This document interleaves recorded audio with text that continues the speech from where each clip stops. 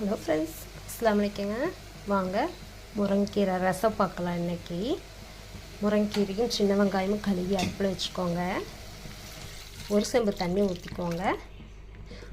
அது கொதிக்கட்டும்.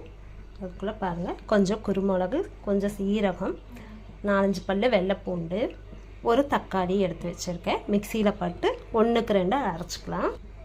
பாருங்கள், குறைன்னு அரைச்சா போதும். கொஞ்சம் மஞ்சத்தூள் போட்டிருக்கேன். மஞ்சத்தூள் போட்டுக்கோங்க. இதை கழுவி ஊற்றிக்கோங்க. கொஞ்சம் உப்பு போட்டுக்கோங்க. அவ்வளோதாங்க. இது புளி தேவையில்லை, வரமிளகு தேவையில்லை. சளி பிடிச்சிருந்தா இதை செஞ்சு சாப்பிட்டு பாருங்கள், சூப்பராக இருக்கும். வாங்க, கொதிச்சிருச்சு. அவ்வளோதாங்க. இது ரொம்ப நேரம் அடுப்பில் இருக்கணும்னு இல்லை, அந்த சத்து இறங்கின